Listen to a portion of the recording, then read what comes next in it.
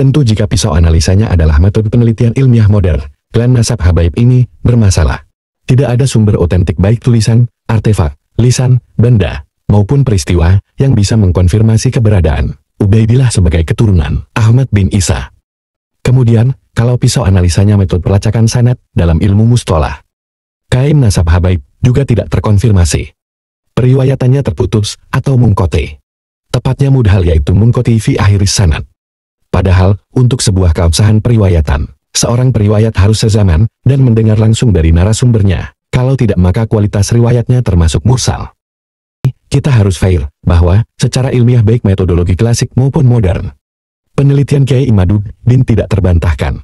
Namun, seperti sudah diduga, serangan datang dari berbagai penjuru ke Kiai Imaduddin. Mulai dari tuduhan pemecah belah umat, penebar kebencian, syiar, pansor, takut diskusi, setelah jadi enu dendam kepada Habaib dan FPI. Termasuk serangan terhadap portal web tempat Kiai menjawab beberapa pertanyaan. Assalamualaikum warahmatullahi wabarakatuh. Salam sejahtera untuk kita semua. Om Swastiastu, Nama Budaya, Salam Kebajikan, Rahayu. Salam Pancasila, Merdeka. Terima kasih atas kunjungan Anda di channel Rudi Santri Laskar Nusantara, Lasnu. Kami ingin memulai ini dengan dua model penelitian yang diakui validitasnya secara umum. Pertama, dunia penelitian ilmiah. Dalam dunia penelitian ilmiah saat ini, yang sangat prinsip adalah heuristik, yaitu prosedur pengumpulan sumber penelitian. Dalam penelitian sejarah, seorang peneliti bisa mengkaji beberapa macam sumber, yaitu sumber tulisan lewat naskah-naskah terkait, sumber lisan yaitu kesaksian pelaku atau juga saksi dari sebuah peristiwa, sumber benda bisa dalam bentuk artefak dan fosil, sumber audiovisual misalnya berupa rekaman, gambar, atau barang-barang yang digunakan. Kedua, model penelitian silsilah sanad.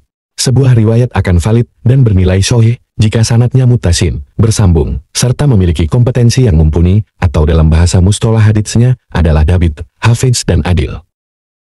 Mengenai hal ini, ada beberapa syarat yang harus terpenuhi. Dalam hal ini, kami akan angkat beberapa saja yang terkait langsung dengan tema. Di antaranya adalah, seorang periwayat harus sezaman dengan gurunya, rujukannya, atau narasumbernya. Biasanya cara ini dilihat dari tahun wafatnya. Sang periwayat juga dapat dipastikan bertemu dengan narasumber yang dirujuk. Biasanya cara ini dilacak lewat makanur rihlan atau tempat yang disinggahi. Mendengar langsung riwayatnya dari narasumber. Kalau tidak mendengar langsung biasanya dihukumi mursal hafi. Juga dilihat dari sigat periwayatnya apakah azam yaitu pasti. Seperti penegasan, atau sigat tamlidun misalnya, diceritakan kepada saya, telah sampai kepada saya, dan lain-lain. Tentu kualitas jazm di atas tamrido. Penelitian atau kajian nasab yang dilakukan Kiai Imaduddin Utsman Al-Bantani menyimpulkan tidak terkonfirmasinya nama Ubaidillah 383 Hijriah sebagai anak dari Ahmad bin Isa. Padahal para habaib yang ada di Indonesia mengklaim sebagai keturunan Alwi 400 Hijriah bin Ubaidillah. Makanya mereka menisbatkan diri sebagai Ba'alawi. Tentu jika pisau analisanya adalah metode penelitian ilmiah modern, klan nasab habaib ini bermasalah. Tidak ada sumber otentik baik tulisan, artefak, lisan, benda, maupun peristiwa yang bisa mengkonfirmasi keberadaan Ubaidillah sebagai keturunan Ahmad bin Isa. Diketahui nama Ubaidillah baru muncul dalam catatan nasab yang ditulis pada abad ke-10 dan sekitarnya. Artinya dari abad ke-5 sampai ke-9 nama Ubaidillah belum ada. Kemudian, kalau pisau analisanya metode pelacakan sanad dalam ilmu mustolah, kain nasab habaib juga tidak terkonfirmasi. Periwayatannya terputus atau munqati. Tepatnya mudhal yaitu munqati fi akhiris sanad. Padahal, untuk sebuah keabsahan periwayatan, seorang periwayat harus sezaman dan mendengar langsung dari narasumbernya. Kalau tidak maka kualitas riwayatnya termasuk mursal. Mengakui keberadaan Ubaidillah sebagai anak Ahmad bin Isa dengan referensi abad ke-9 atau 10 atau 11 masuk kategori dhaif. Apalagi referensi tersebut tidak bisa menghadirkan artefak, benda, audio abad ke-4 atau ke-5 untuk menguatkan kajiannya. Kami berbicara validitas, metodologi sesuai standar penelitian ilmiah, dan ilmu mustolah dengan tidak meragukan kredibilitas sosok Ibnu Hajar, As-Sahawi, dan lain-lain. Jadi bukan untuk mendistorsi keberadaan habaib di Indonesia. Tidak juga untuk melahirkan subhat terhadap tatanan sosial habaib. Tidak sama sekali. Kami murni fokus metodologi. Sampai di sini, kita harus fair, bahwa, secara ilmiah baik metodologi klasik maupun modern, penelitian Kiai Imaduddin tidak terbantahkan. Namun, seperti sudah diduga, serangan datang dari berbagai penjuru ke Kiai Imaduddin. Mulai dari tuduhan pemecah belah umat, penebar kebencian, syiar, pansor, takut diskusi, setelah jadi enu dendam kepada Habib dan FPI. Termasuk serangan terhadap portal web tempat Kiai menjawab beberapa pertanyaan. Benarkah semua itu? Berikut gambaran singkat yang bisa kami ketengahkan. Apakah Kiai Imad tidak mau diskusi? Justru Kiai selalu terbuka untuk diskusi.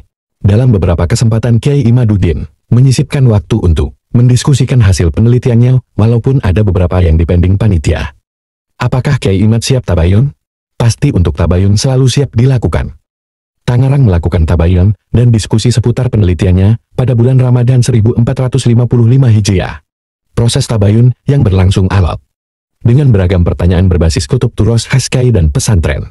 Setelah dihujani pertanyaan, justru berakhir manis dengan dukungan penuh seluruh pengasuh pesantren yang hadir. Apakah Kiai Imad tidak siap direvisi? Beberapa kali Kiai Imad sampaikan bahwa kritik, analisa, revisi selalu terbuka untuk penelitiannya. Bahkan Kiai Imad sendiri menyampaikan akan taslim jika memang ada temuan baru yang secara ilmiah bisa dipertanggungjawabkan. Persoalannya, para penyanggah selama ini belum masuk kepada substansi masalah, yaitu tidak terkonfirmasinya terputusnya nasab Ubaidillah sebagai putra anak dari Ahmad bin Isa. Semua referensi yang diajukan penyanggah baru berdasar asumsi, analisa, pandangan para pentahkik kitab-kitab nasab, atau baru berupa klaim mualif kitab tertentu, bahwa memiliki guru yang tersambung dengan nama-nama dari klan Ba'alawi. Kadang juga para penyanggah bermodal pujian, mualif kitab terhadap nasab klan Ba'alawi, dan seterusnya dan seterusnya.